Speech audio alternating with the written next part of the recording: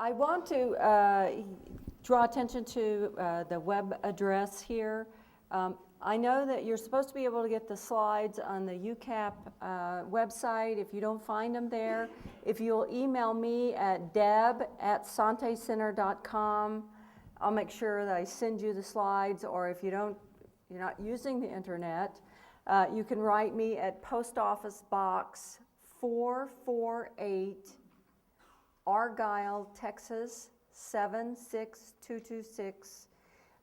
And I'll be happy to send you a hard copy of the slides. The reason for that is that at the end of the slides, because I have too much to say, I always have too much to say, are examples of dialogue that you can have with kids on various topics. There's not enough time today to tell you about the formula and to give you the dialogue.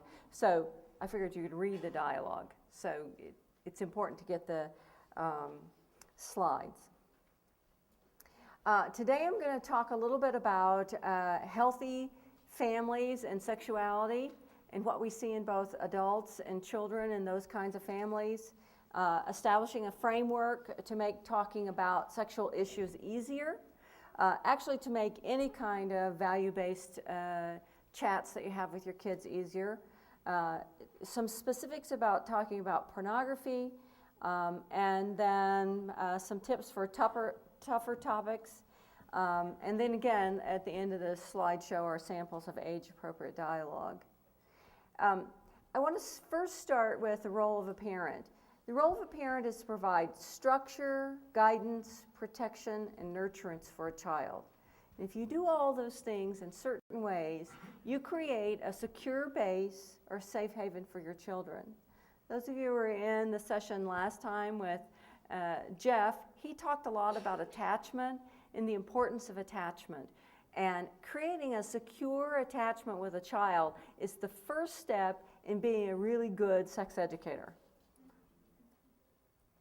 All right, sexually healthy families. The parents in these families consider sexuality education as important as all other types of value-based education.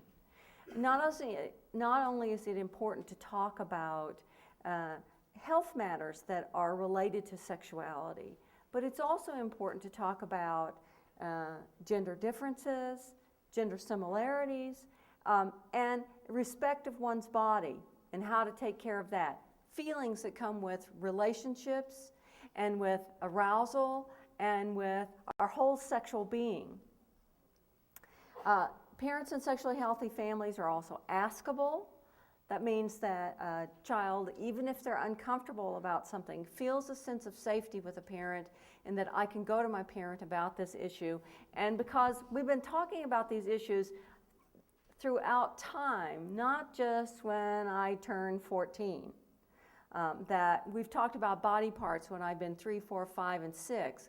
We've talked about boundaries in relationships and privacy issues when I've been a little kid as well as when I'm older. We've talked about the value of friendship throughout time.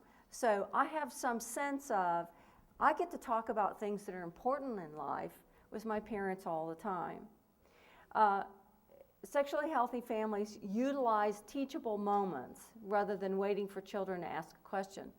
Last night, some of the speakers went out to dinner, and I had the privilege of going with Jeff, and he was talking about a situation with his 10-year-old son, and he gave just a really beautiful example of a teachable moment. And he said they were in the store, and they were walking by the magazines, and he stopped to look at one, and his son stopped also, and he noted that his son was staring at this magazine.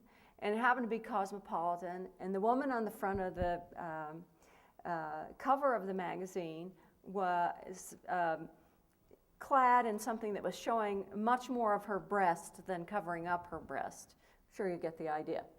And that he noticed that his son was just focused so intently on her breast.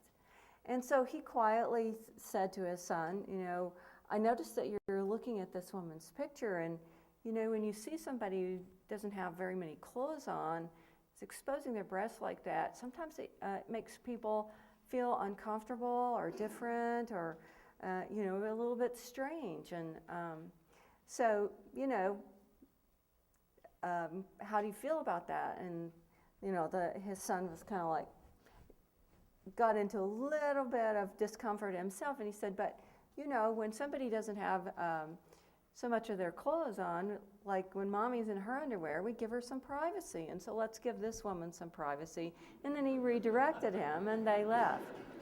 And then later on, they talked about it and talked about the feelings that he was having, and that how confusing it is to feel both a little bit of arousal or excitement and what's happening to your body when you get to be 10 and moving into adolescence, then in a way to have a discussion about what happens during puberty.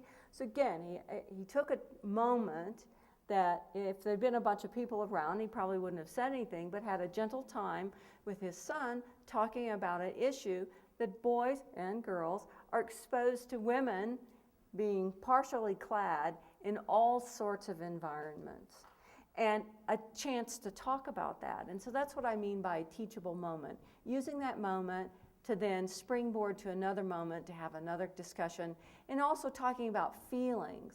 Not just, did you see that, but how did you feel on the inside? Sexually healthy families are also aware that actions speak louder than words. So if you say, don't do it, but then you do it, actions speak louder than words. And that in sexually healthy families, adults know the difference between childhood and adult sexuality. Childhood sexual exploration and curiosity is different than two kids who are in their sexual unfolding years who may be aroused, but then need to make a decision about what to do about that arousal. Children in sexually healthy families feel good about their bodies. They know the names of body parts that are accurate and how those work. And they understand the concepts of privacy. So much today in the media, we see people who are not very private about private things, no matter whether it's advertisement or whether we're hearing the information about the lives of people who are in public office who would prefer to keep some things private that they don't have the chance to do. Children in these homes are prepared for puberty, know what's happening in puberty, know that it's a time of high regulation of emotions, so your moods are up and down, and they know what to do to handle those moods. They can set and respect boundaries, and they make age-appropriate decisions. Now, when we look at kids who do well in the world, that means that they go out, they're able to be in relationships, they like themselves, they don't get involved with drugs, or if they experiment, they're able to stop and look at that and say, no, I'm not going to do that because it's not the right thing for me. They usually have higher education goals and go ahead and reach those goals. That's what we mean by kids who do well. Now, those kids have what we call high emotional IQ. That means that they can regulate their emotional state. So if they're upset, they know how to calm themselves down, or they know how to ask for help.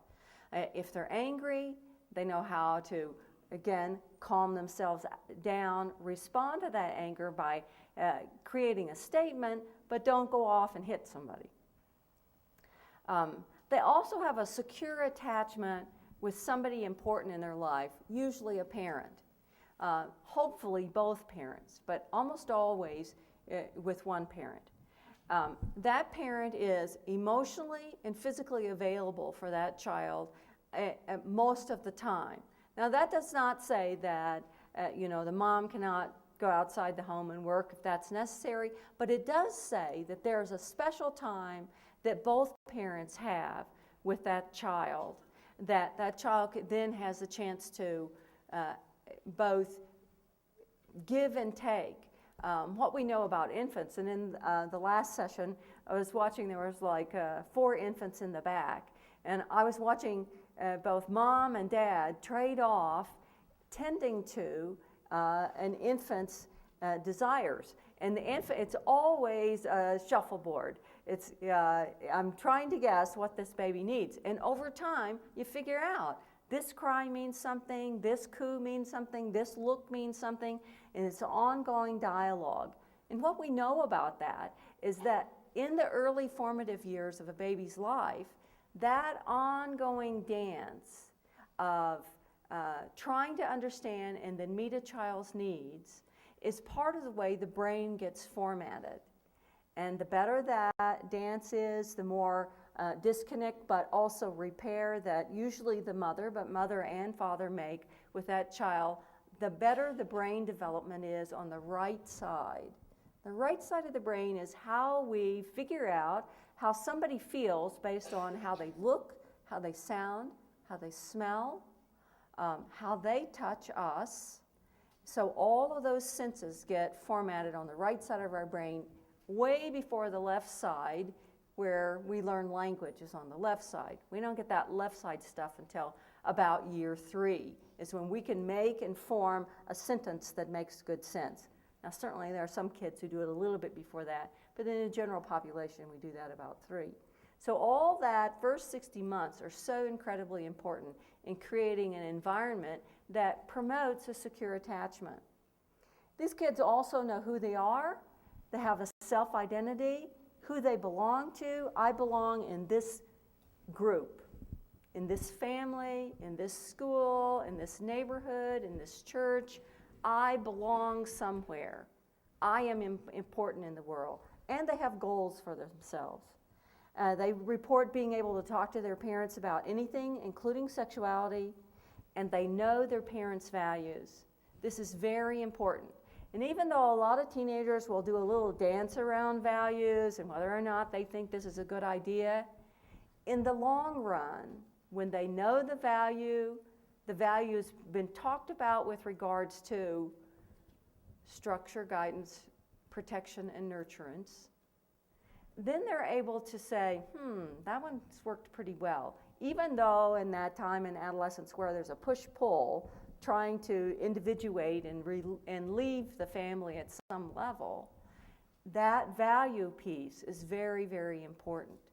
And kids who know those values feel more confident in making decisions about their sexual expression later on in life.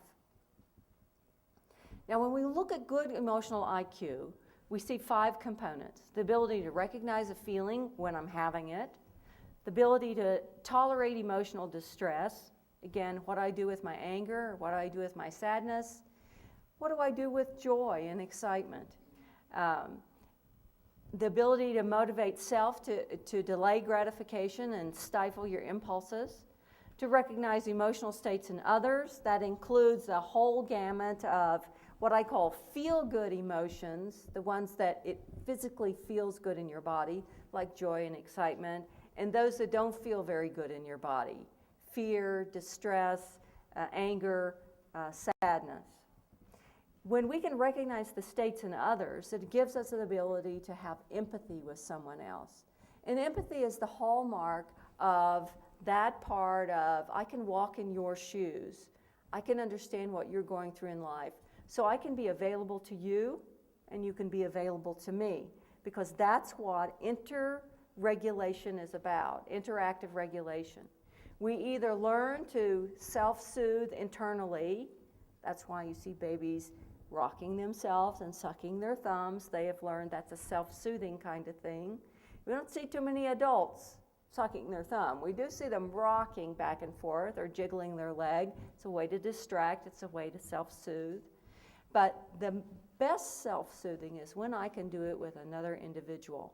And humans are innately drawn to be attached to someone else. And part of the reason for that is so that we can help each other regulate our emotional distress. In emotional IQ, you respond to emotional distress in someone else rather than react to it. And this oftentimes requires the parent to be a good emotional coach. Now, there are 5 steps to emotional coaching. Again, being aware of the child's emotion. kind of a lifelong process. We get better with it over time. Recognizing the emotions as an opportunity for intimacy, the nurturing part of the relationship, or teaching, the guidance part of the relationship. Listening with empathy and verifying a child's feelings. Then helping the child verbally label the feeling, and then setting limits, protection, and structure, while helping the child solve a problem that's been created that's causing emotional distress. Other help for emotional coaching is if somebody has done something wrong, to avoid excessive criticism. Criticism is one of the ways that we try to motivate somebody to do something through shaming. And shaming is one of the most destructive emotional states that we have. And so we want to try not to shame someone. We can say there might be a better way to do this, let's discuss this, let's look at the pros and cons of how you might do this, but rather than saying you are wrong, you are bad for doing this. And then using stonewalling, which is when somebody says, "What's the matter with you?" and you say nothing, and cross your arms and close yourself to the discussion. That's stonewalling. It's a very powerful way that couples try to manipulate each other, and I don't recommend it as a marriage and family therapist.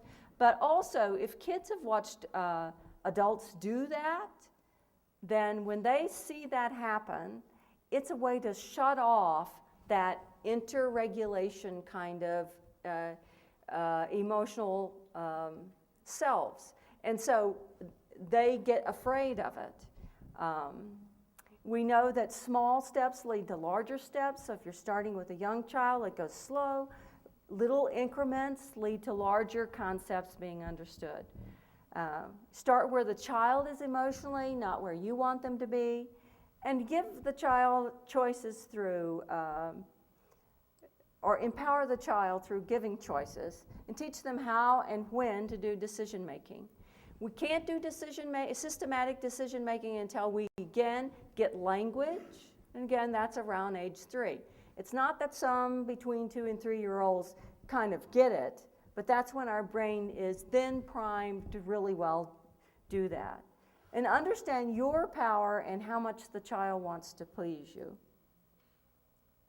It's not a good idea to use emotional coaching when you're too pressed for time, when there's an audience of other people, when you are too tired or upset, when you need to address a serious misbehavior, and sometimes you have to get the child's attention without doing a whole lot of discussion in the beginning and then do discussion later, or when the child is faking an emotion to manipulate you.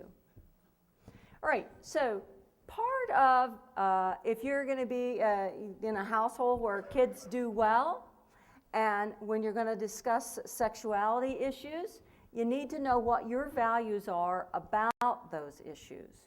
Because the more that you can start there, and that is always your foundation, the easier it is to be able to come back to that when any of these subject matters come to the forefront, either in a teachable moment or it's time that I want to discuss this kind of issue with my child. So thinking about where you got your own values. And if you feel like it, which I don't think this audience does, but I talk with a lot of recovering folks, and a lot of times when you've gotten involved with an addiction, you really feel like you lost your value base. And so I talk about what are the principles of recovery. And principles of recovery are actually values that people in recovery have, like accountability or relationship with a higher power or making amends or giving back to your community. So sometimes you have to recreate or get clear about what those values are. When you think about those values, you also you need to think about, when I'm having dialogue with my child about this, how in the world can I also provide structure and guidance? What's the parameter of a rule that might need to be made about this value? How do I provide protection, nurturance? For instance, if your child has the ability and knowledge to go online, and you have a rule about we don't look at inappropriate materials, we don't do this, but then so-and-so down the street doesn't have as many They don't have software that that would detect pornography. And so the kid down the street goes and says, oh, look at what I've got. And so they engage in a little looking when they shouldn't be looking. Well, how do I provide protection for that?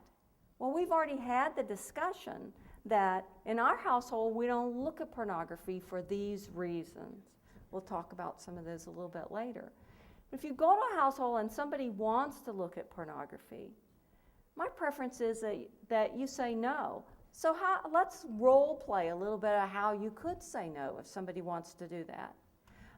It's the same kind of thing that we do around use of alcohol or other drugs. How do we have a dialogue with somebody that says, that's not my family's values. I really feel uncomfortable doing it, and I would really prefer that we don't engage in that.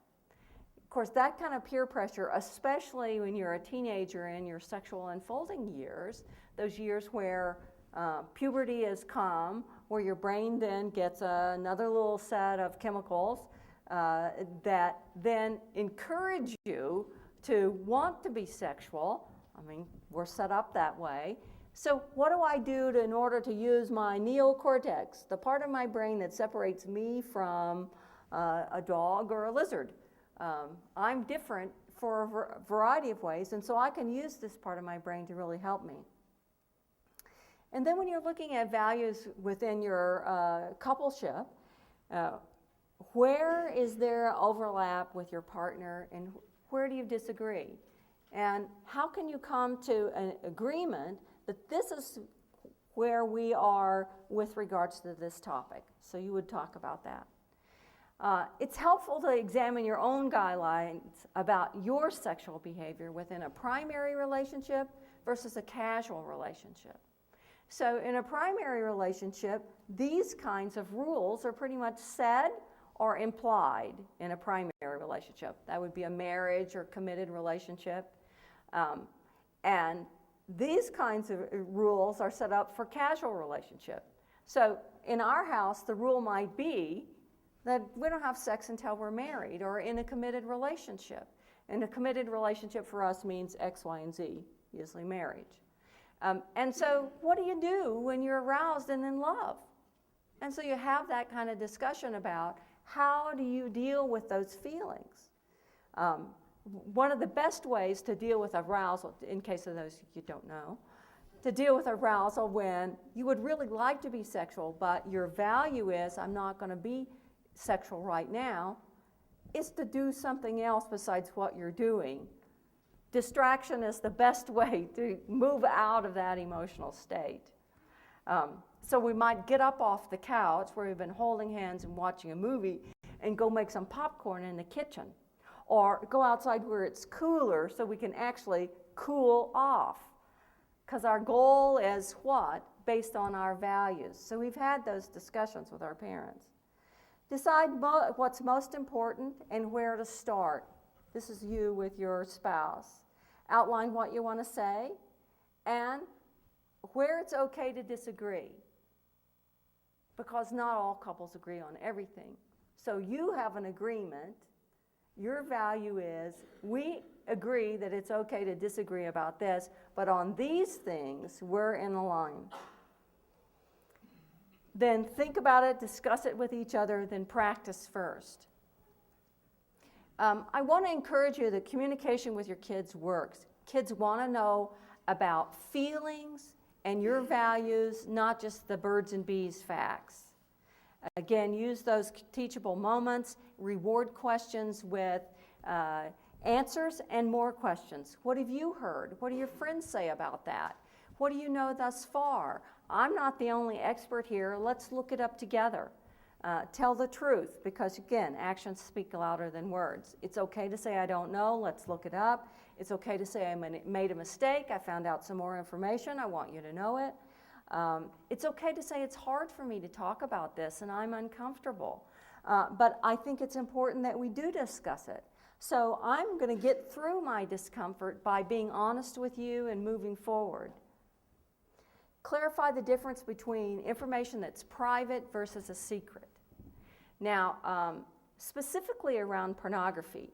You know, in most audiences that I see, between 10 and 15% of folks in the audience have had some difficulty with pornography looking or pornography addiction. So if you think about that, if somebody is going online or going down to the local X-rated bookstore, although we don't see as many of those as we used to because it's easy access now with the internet. And when you're looking at pornography and your partner doesn't know about it, you're keeping a secret. And that kind of secret keeping, the same as any kind of secret keeping that betrays either a spoken or implied rule or of the commitment. And so that becomes toxic, a toxic secret. That erodes the relationship. The same is true if your child is keeping a secret about what they've seen or heard or engaged in, and they feel uncomfortable. So using your own experience of, you know, there's a difference between keeping information private and keeping a secret. Toxic secrets are these. Dangerous secrets are these. Dangerous secrets are secrets where somebody's putting themselves or others in harm's way. And that information needs to come out right away.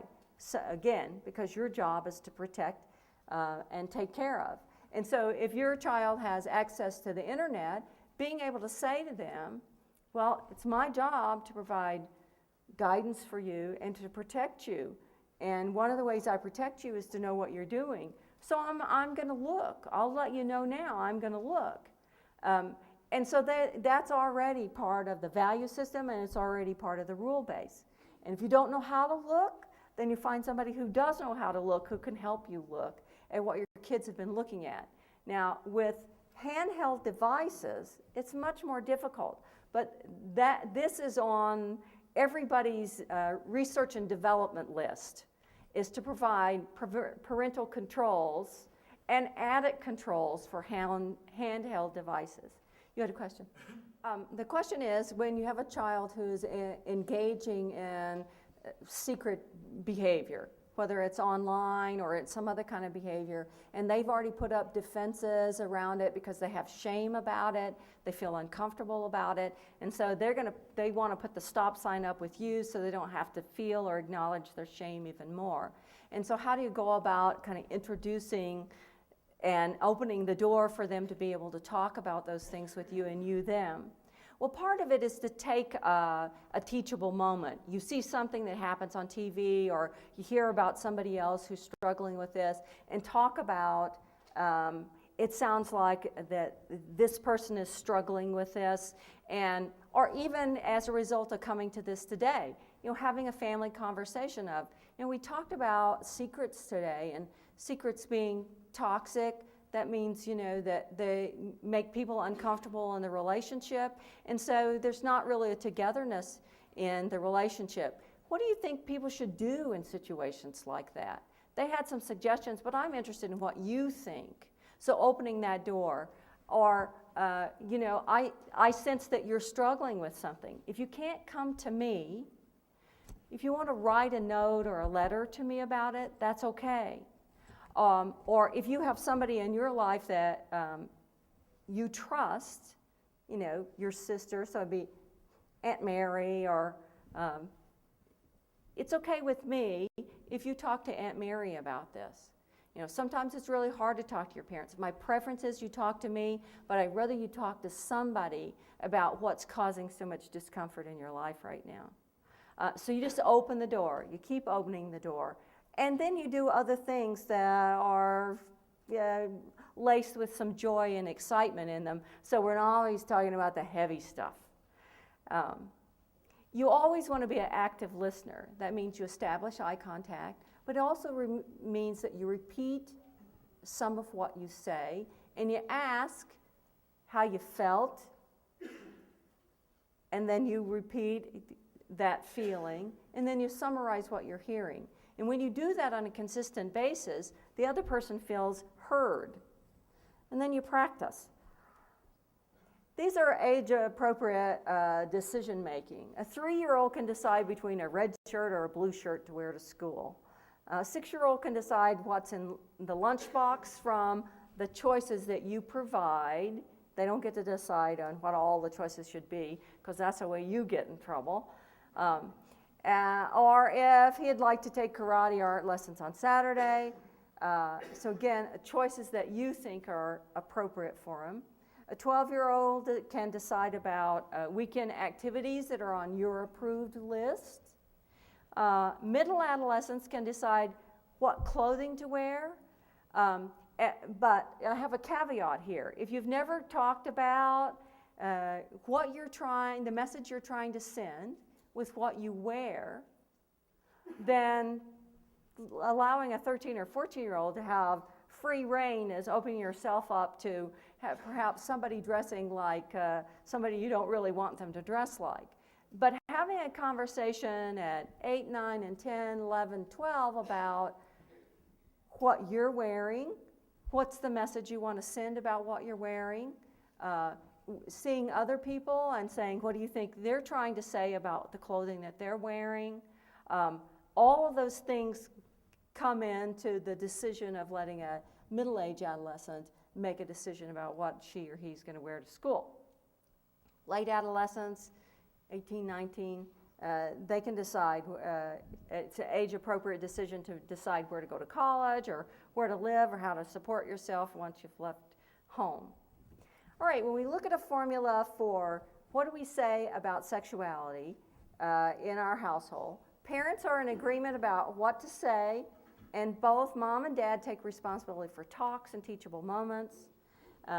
We've already clarified our general values. Here's a set. We treat people with dignity, respecting boundaries. We're available as the accurate source of sexuality information, and the importance of friendship and relationships. So we've already decided those are really important to us as value-based discussions. And so we're going to have a conversation about those throughout our child's lifespan. So when we get into the ages where they're then deciding about dating and about how much of themselves that they want to share in a relationship, we've already talked about these things. We're going to clarify our values about hot topics like masturbation, pornography, premarital sex, fidelity. We're going to determine our goal for having a conversation, and we're going to be in agreement about what our message is going to be. We're going to determine an intervention when rules are broken or values are not honored. We can't always do that till an example comes up, but we can think about if somebody is like staying out after curfew, what's the intervention? We've already decided about that. We've discussed that with our teenager, that this is where we're at with that. And then when our teenager gets to be 17 or 18, we can say, well, what time do you think you should be in? And usually they decide a time that's earlier than the one that we thought. And then just practice and then do it. If somebody has broken a rule, we want to ignoring the issue doesn't help. You want to remind yourself to stay focused on the goal and the message that you want to get across. You want to clarify with the child that about the facts of the situation. Don't just believe what somebody else said. You want to give them a chance to say their side and why they did what they did, their goal with the behavior. You want to state your concern about the violation of the rule or the value, safety and the importance of that, your confusion about what their behavior is given what your family value is, reestablish the rule based on the value, acknowledge the child's feeling, and keep the door open for more dialogue. All right, when we think about preparing to talk about pornography, I'm not going to make the assumption that all of you here have seen pornography, but I'm sure some of you have. But when you look at what's the content of just run-of-the-mill, vanilla kinds of pornography, not S&M, not bestiality, not all the gazillion things that you can get on the internet, but just what pornography in general, usually the first kind most people see, talks about, the message is relationships are only about sex, that some bodies look like this when they're aroused, certainly not all bodies, and it's not a good example of what most bodies look like. Male porn stars have erections whenever they want them, for as long as they want them, and this is a place where size matters, so it sends a message that for a young boy, seeing pornography, seeing someone's anatomy who is not like the general public, can give you all sorts of anxiety about your own anatomy. In pornography, for the most part, men are not touched except when someone's having oral sex. And one of the most important and precious gifts about sexuality is the sensual part of touch. And so to see that the only example is non-touch is not healthy. In pornography, men have a tremendous amount of ejaculate. They rarely have an orgasm during intercourse. It's always better to ejaculate on the woman, and it's usually in the woman's face or her breast or her buttocks or all over her, and that's just unrealistic. Most women do not care for that, and most men do not have that much ejaculate.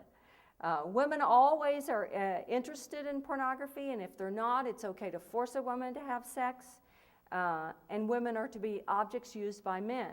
Well, I would imagine if I ask you any question here that you all could agree on, it would be that it's not okay to force a woman to have sex.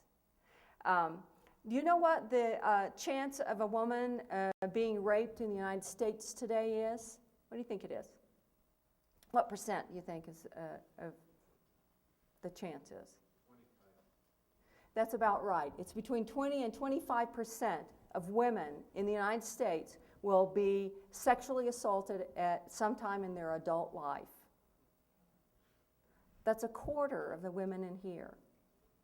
Now that's pretty frightening. And one of the areas that we've seen an increase in production and purchase of is violent pornography. When the FBI looks at what's the content of the pornography that gets looked at the most, that is increased. So if there's a value that you would have around that, which I would imagine it would be, it's never okay to force a woman to be sexual. It's never okay to force anybody to be sexual if they don't want to be, is a really important message to give to your sons and daughters. Because it's us who stops that by the values that we have. Because the majority of rape that happens is acquaintance rape. It's somebody that you know. That's very frightening.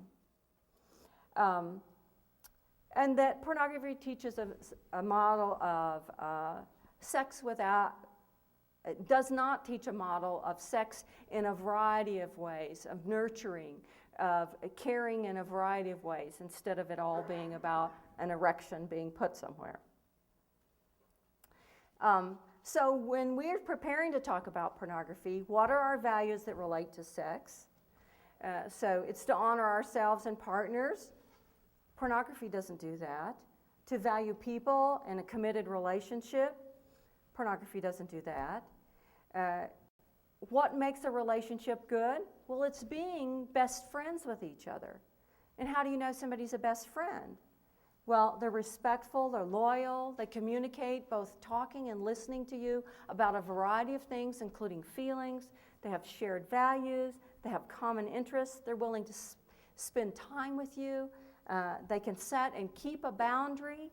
They don't lie and they don't cheat and they don't misuse each other.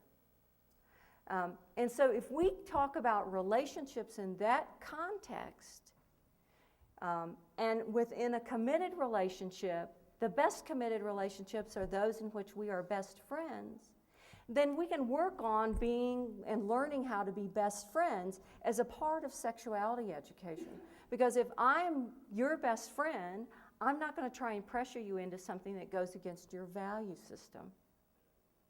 And what makes for good sex?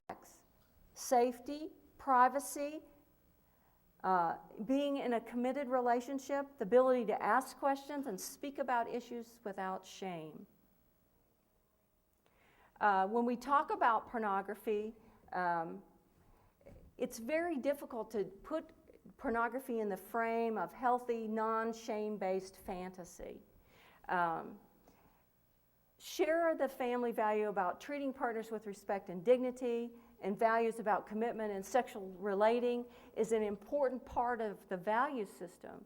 So if I'm sharing and what I'm doing is looking at somebody else being sexual, it's almost as if I'm being a voyeur. I'm looking at someone else's private life. It's objectification versus relating to a real person. It's a portrayal of sexual situations that are not the norm for everyone. It's relating to an image rather than a real person. And what makes relationships precious is the ability to relate to another person. Some individuals and couples do use pornography for fun and novelty, but the more that we talk to couples over time, even couples who have really good attachment with each other, they say, you know, we did that a couple of times, but you know, if you saw it a couple of times, it did feel like we were invading somebody else's privacy. Maybe I got aroused, but is it because it's novel and different, because our brains are hardwired to be attracted to that? Or is it because I really like that other person that's on the screen? And so giving ourselves some permission to say, no, we don't want to. Now, if our child comes home and says, I saw na-na-na-na-na, rather than badmouth that family, to be able to say, well, you know, some couples have been known to do that. But in our family, we've made a decision that we're not looking at pornography for these reasons. And we've talked about some of those. And then the addictive nature of pornography on the internet. Remember that there is enough addictive images, interaction programs, anything you can think of, you can find on the internet. There's enough that you could watch pornography every single minute of every day the rest of your life and never see it all. So it's a variety. I think that Wendy Maltz calls it a tsunami of pornography, and it is like that. It's overwhelming. But what happens is that because it is novel, when somebody clicks on one image, then it clicks on another, and because those people who make pornography know how to get you into something that's a little more novel or a little more risky or a little more chance-taking, and that is an immediate reward for the reward system of a brain that likes novel and interesting things. So every time you click and it fits that formula for your brain, then it's an intermittent reward, and that's how we get addicted, because it rewards the brain over and over again. So beginning, you know, one of the wonderful things that Jill Manning has done is put out her book that actually talks to boys and girls about what you can do not to use pornography, and if you start doing it, how you can back off. And a lot of that has to be, what's the kind of person you want to be in the world? And how does this fit or not fit? What I want to say about cybersex is that now, if you don't have software on your computer, get software on your computer, put it in a public place. But now, kids can do everything on cell phones, all those handheld devices. Phone companies are now working very hard to have parental controls, so check with your phone company. Here's a website to help to find all sorts of backup information. And they have all types of books. They have parent study guides. They have all sorts of language that you can use. And they have a huge library. And it's a legitimate place to go and find lots of resources. I would recommend for all of you, when you leave here, I'm sure many of you have already started discussions with your children. But if you can find somebody in your faith-based group or in your neighborhood who has similar values to yours, that can devote one evening a month to discuss these issues for a period of time, not non-ending, for a period of time, where you pair off and you come up with dialogue you want to use for hot topics. Then you don't feel so alone. If you can't do that, certainly do it with your spouse. And the nice thing about doing it with other like-minded folk is that you get support. So if it doesn't go the way you kind of planned it, or your child falls off into an abyss that you never planned for, that you have the support of somebody who already is struggling with these issues as well. Thank you all for being here. I'll hang around for questions if you have them. Be good sex educators.